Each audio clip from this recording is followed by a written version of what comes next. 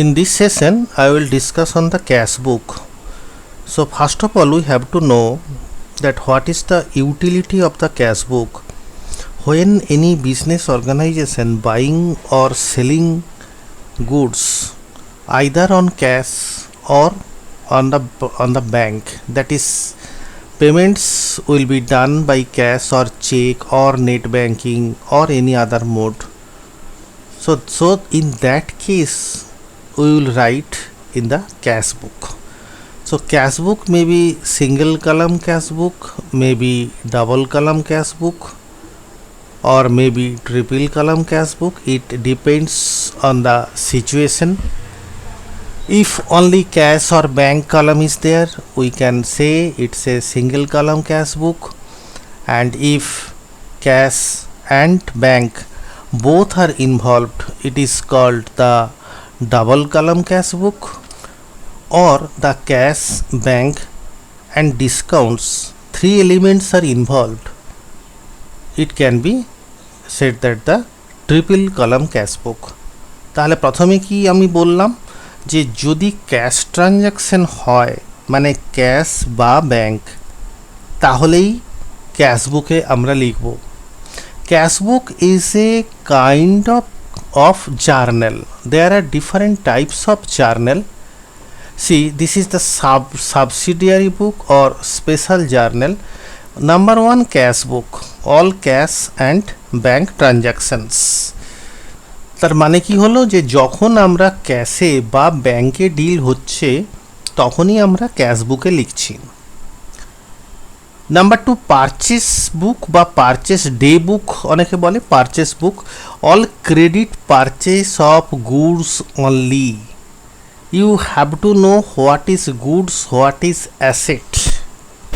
So here credit purchase of goods only মানে ধারে যে পণ্য কেনা হচ্ছে, credit purchase of goods only. So a particular thing may be goods to one concern and may be asset to the another concern. So we have to be a little bit serious whenever we are segregating the goods as well as the asset. Number three, sales book, all credit sales of goods are recorded. Purchase return book or return outward book, all returns of goods purchased by us from supplier, that is returns outward. Sales return book মানে কি আমি প্রথমে বিক্রি করেছিলাম, sell করেছিলাম, after that it has been returned by the person party, that is the sales return. Purchase return মানে কি আমি প্রথমে কিনেছিলাম, তারপর কোনো কারণবশত আমি কিছু রিটার্ন করছি।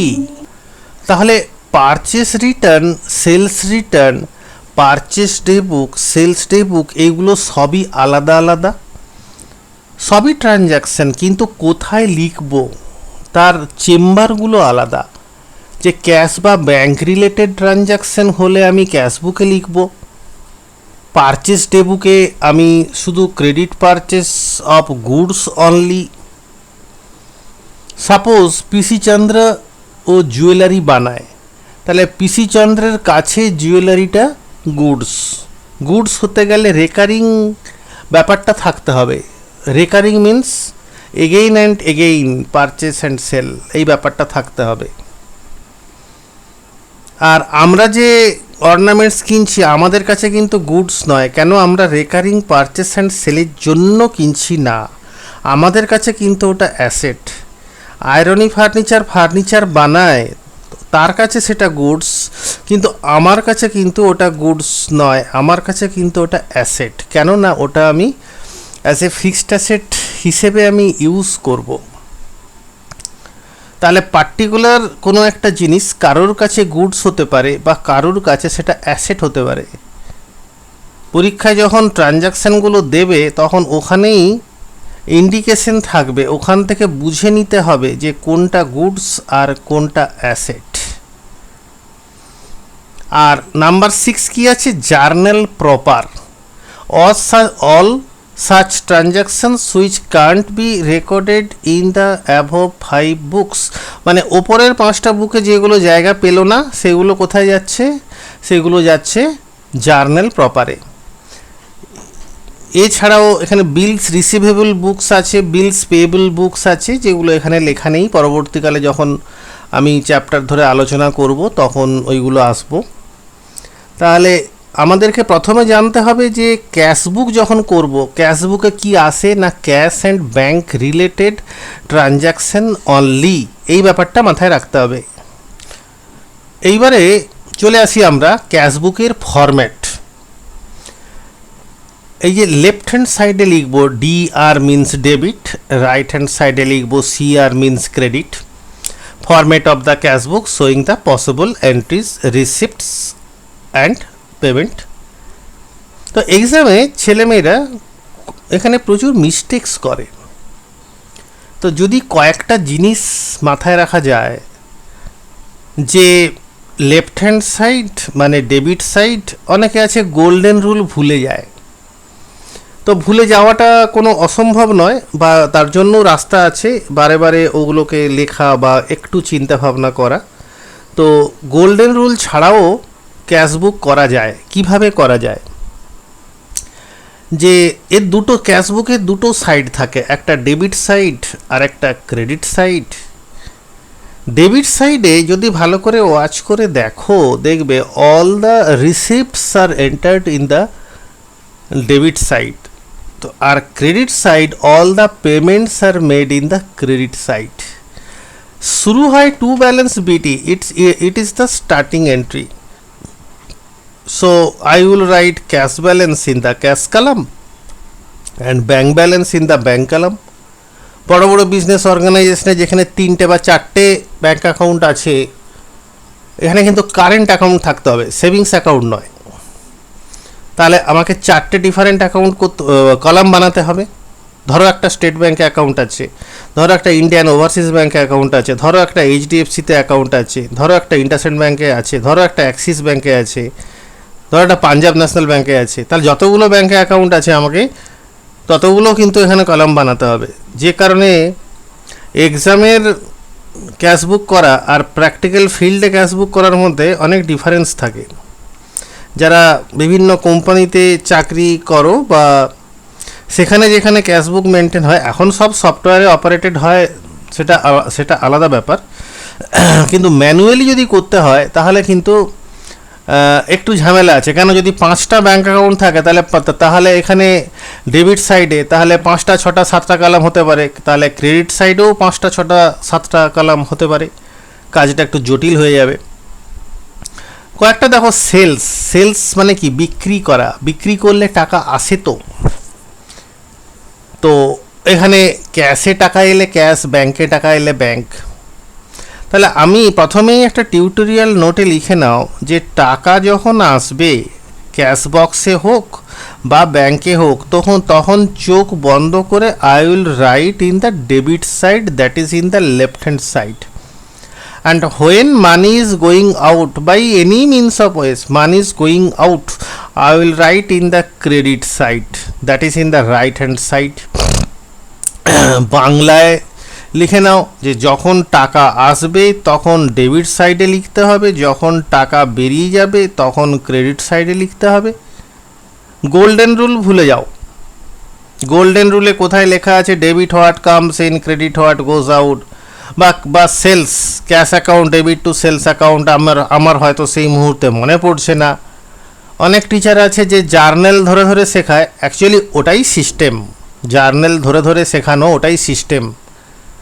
কিন্তু যারা উইক স্টুডেন্ট আছো, যাদের সবসময় জার্নাল করতে অসুবিধা হয় মুখে মুখে, তো তাদের জন্য একটা শর্টকাট ট্রিক্স বলতে পারি যে যখন টাকা আসবে, টাকা আসুক ক্যাশ বক্সে আসুক বা ব্যাংকে আসুক, চোখ বন্ধ করে বাঁ দিকে লিখে দেবে, দ্যাট ইজ ডেবিট সাইডে লিখে দেবে, লেফট সাইডে লিখে দেবে। আর যখন টাকা বেরিয়ে যাবে তখন রাইট হ্যান্ড সাইডে লিখে দেবে। ক্যাশে হলে ক্যাশ থেকে, ব্যাংকে হলে ব্যাংক থেকে।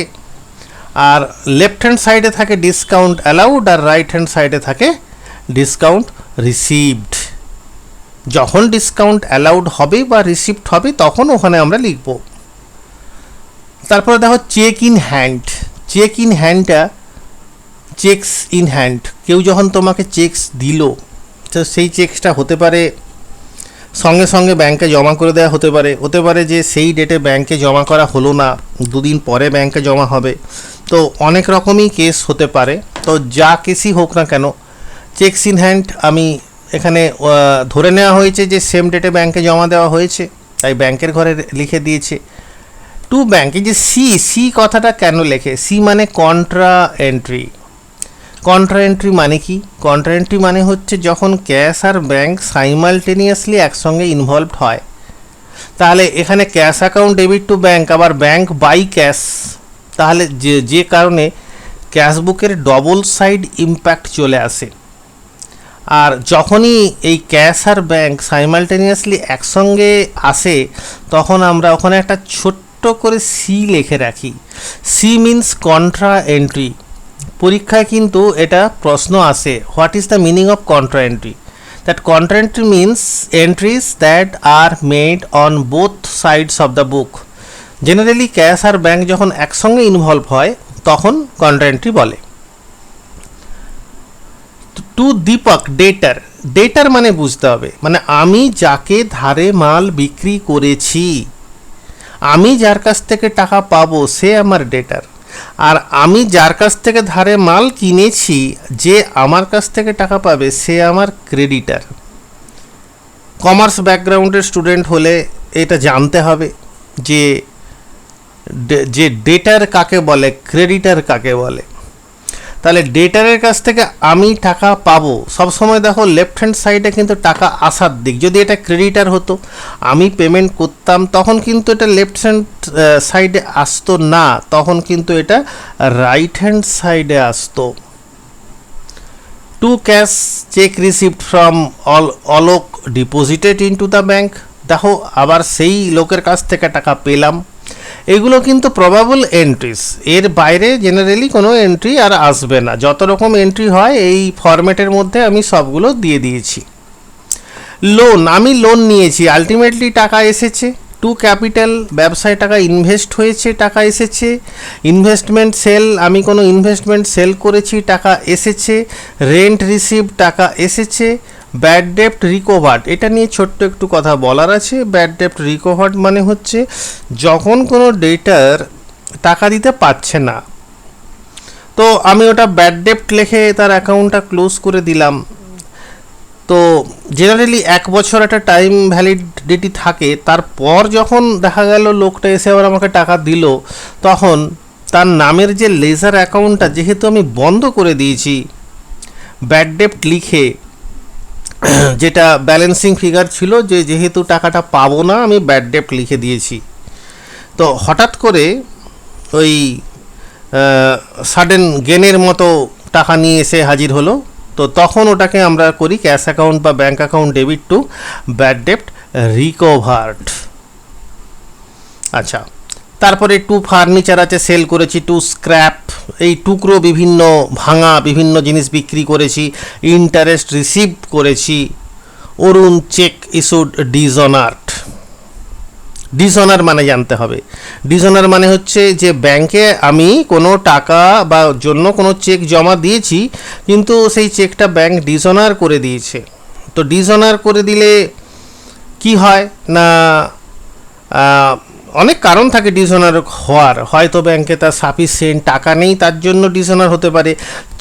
চেকে সাইনটা ম্যাচ হয়নি, তার জন্য ডিসঅনার হতে পারে। চেকে কোনো কাটাকাটি করা হয়েছে, তার জন্য ডিসঅনার হতে পারে।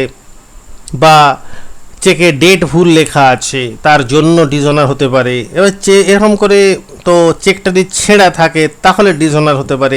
তো ডিসঅনারের অনেক কিছু লিগ্যাল গ্রাউন্ড আছে, যে গ্রাউন্ডে চেক জেনারেলি ডিসঅনার হয়। আচ্ছা, এরপর এবার রাইট হ্যান্ড সাইডে আসি। বাই ক্যাশ, আমি যখন কাউকে কোনো ক্যাশ পেমেন্ট করলাম, বাই ওয়েজেস পেমেন্ট হয়েছে, বা ফ্রেট পেমেন্ট হয়েছে, বা আমরা জিনিস কিনেছি। তুমি দেখো সমস্ত কেসগুলোই কিন্তু টাকা বেরিয়ে যাওয়ার দিক। যেমন বলেছিলাম যে লেফট হ্যান্ড সাইডে মানি পাওয়ার দিক, রাইট হ্যান্ড সাইড হচ্ছে মানি ইজ গোয়িং আউট। তো এখানে একটা জিনিস মাথায় রাখতে হবে যে যখন প্রত্যেকটা ট্রানজাকশন পড়ে যদি এইটুকু বুঝতে পারি যে টাকা এসেছে না টাকা বেরিয়ে গেছে, যদি এসেছে লেফট হ্যান্ড সাইডে লিখে দেব, আর যদি টাকা বেরিয়ে গেছে তো রাইট হ্যান্ড সাইডে লিখে দেব। যদি ক্যাশ থেকে বেরোয় ক্যাশের ঘরে, যদি ব্যাংক থেকে বেরোয় ব্যাংকের ঘরে। তো যত রকম প্রবাবল এক্সপেন্ডিচার হতে পারে সবগুলো আমি এখানে লিখেছি। তারপরে কি করব, দুটো দিক যোগ করব। তো জেনারেলি ক্যাশের ডেবিট ব্যালেন্স বেশি হয়, ক্রেডিট ব্যালেন্স কম হয়, যে কারণে ডেবিট দিকটা যোগ করব, যোগ করে এখানে লিখে দেব। এখান থেকে সমস্ত বাকি এক্সপেন্ডিচারগুলো মাইনাস করে দেবো। যেটা ব্যালেন্স থাকবে সেটা আমার ইন হ্যান্ড থাকবে, মানে ক্লোজিং ব্যালেন্স থাকবে। ক্লোজিং ব্যালেন্স মানে ব্যালেন্স সিডি। তো ঠিক সেই রকমেরই ব্যাংকের ক্ষেত্রে কিন্তু ডেবিটের থেকে ক্রেডিটটা বেশি হতে পারে, সেক্ষেত্রে আমরা এটাকে ওভারড্রাফট বলি। তো এই হচ্ছে ক্যাশবুক। পরের ক্লাসে আমি একটা practical cashbook with monetary measures নিয়ে একটা ডিসকাস করে দেবো। তো আশা করি তোমাদের আর এক্সামে মিস্টেক হবে না।